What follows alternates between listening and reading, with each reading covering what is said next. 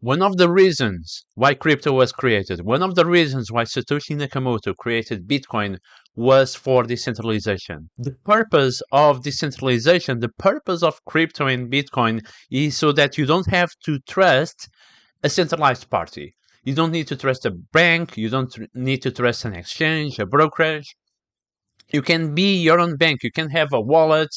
It can be a wallet like this, or can have a MetaMask. You can have your own wallet and keep your crypto. You can be your own bank. You don't need to trust other parties. But what people have been doing is to put all their life savings, whatever, in centralized exchanges, including me.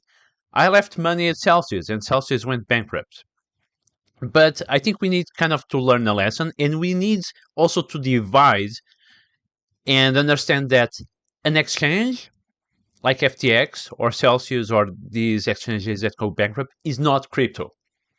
There are many other companies that went bankrupt in the past and scammed the investors, scammed the clients, and they are totally unrelated to crypto. So this FTX thing is much more similar to Enron, for example, where Enron happened, I don't know, over 20, 25 years ago, where basically they were doing all this creative accounting between parent companies at fake numbers to say they, oh, we are super healthy, and the stock was going up and up and up, and they were just faking profits, faking the numbers. And that was also what FTX was doing. Crypto is amazing. Crypto is fine. Bitcoin is the most secure network ever created in human history. And Bitcoin continues to be the most secure network ever created. And if you look at the top cryptocurrencies, if you look at the Ethereum network and Polygon and Cardano and all these top networks, they continue to be the most secure networks ever created. A hacker cannot hack it. If you keep your crypto secure in your own wallet, no one can take it away from you. But if you put in an exchange like FTX, yeah, they are run by humans, and crypto is super transparent. You can track and trace every transaction up to the moment when you deposit in an exchange. When you deposit in an exchange, then it's behind the exchange walls, and it's not transparent anymore.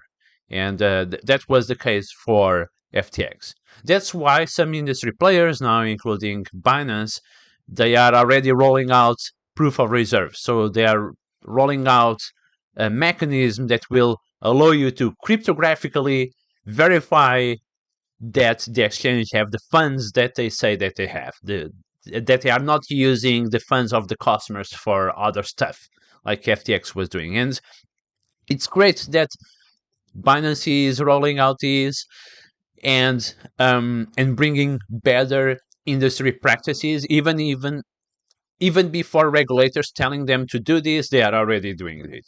But I think it's kind of silly and unfair thinking that, oh, crypto is risky or bad because of FTX.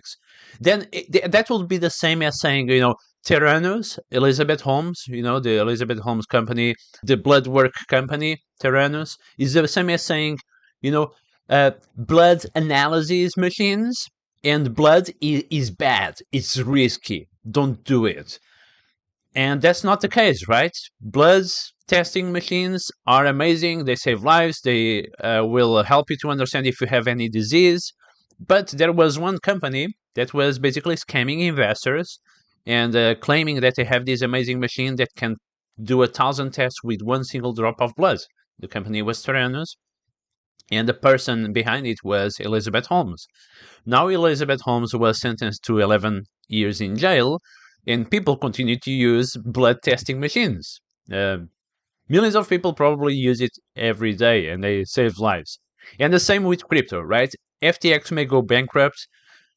We may have these companies that are not very good, but crypto and Bitcoin is still an amazing product.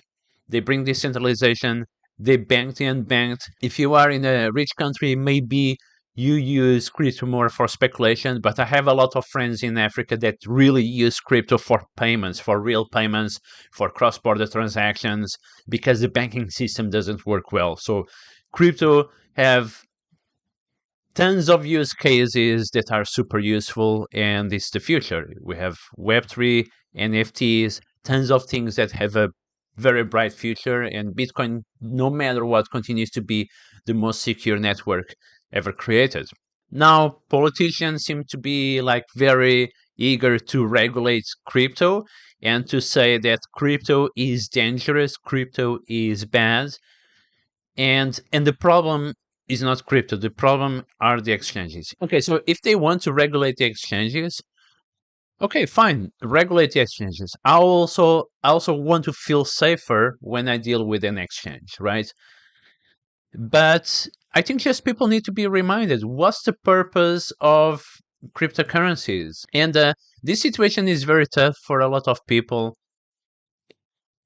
It's a very expensive, eye-opening, but maybe we needed this. We need to understand that you don't need a centralized exchange, or if you want to deal with a centralized exchange, you can send your crypto, do the exchange that you want to do, and send it back to your own wallet, where you have the control of over your funds, you know.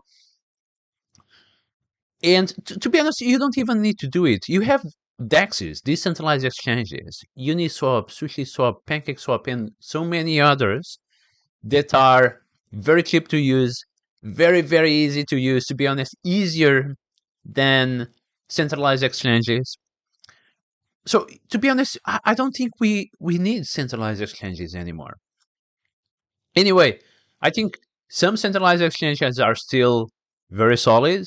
I'm not going to mention names, but some of them are either regulated in the US or self-regulated. You have, if you look at the top 3 or 4 or 5, probably they are very solid.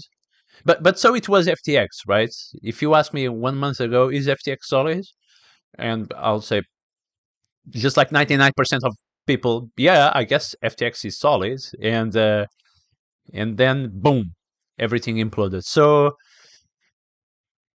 maybe the best way is the only place where you can be 1,000% sure, 1,000% sure that no one is going to take your crypto away from you is when you have your own wallet, your own non-custodial wallet. And some examples of non-custodial wallets, so wallets where you have full control over your crypto and no one else can touch it, are the Exodus wallet, MetaMask, Wasabi wallet, which is a Bitcoin wallet, Coinomi, Trust wallet, and there are many others. These wallets are, you keep it in your computer, in your laptop or your mobile device.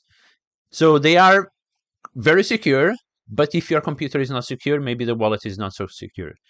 So I would say, if you want to leave like money that you transact every month or every week in one of these wallets, Exodus, MetaMask, Wasabi, Coinomi, Trust Wallet, and some other wallets, it's okay, but you shouldn't leave most of your funds there. If you want to really leave your funds in a safe place, then you need to use something like the Ledger wallet, other Ledger wallets, the Trezor wallet, Cool Wallet, KeepKey, AirGap. There are other wallets, and these are cold storage wallets, so they are kept offline. They are a device, and you can check my other videos where I talk about these kind of wallets. There are also custody providers, so these are companies that are not exchanges, but they keep your funds in a very secure way. So if you're an institution, if you're a big company and you don't want to deal with wallets, right? You are not an individual, you are a big corporation, you have like millions of dollars into crypto.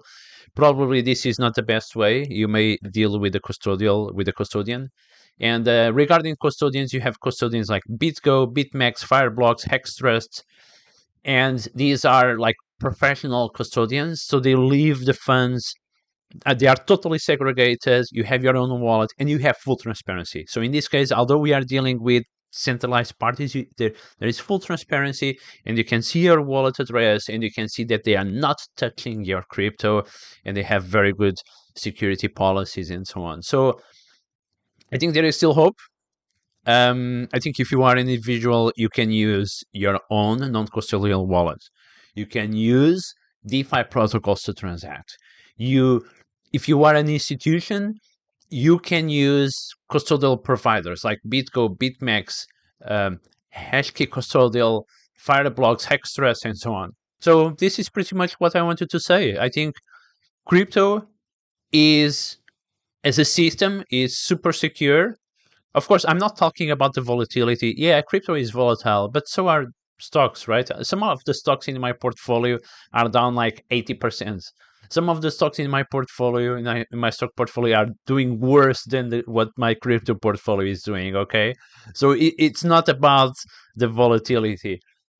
Even funds, right? I have some ARK Invest, and although it's an actively managed portfolio managed by professionals, right?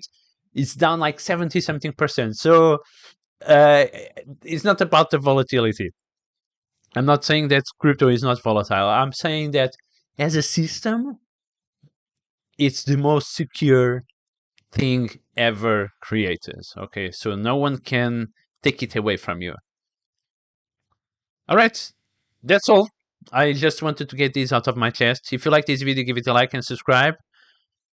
And check my other videos where I talk about cold storage, where I talk about hardware wallets, and I have a few tutorials and talking about that. I also talk about like how to use your hardware wallets to interact with DeFi protocols so that you don't really need to use a centralized exchange. All right, guys. I'll see you next time.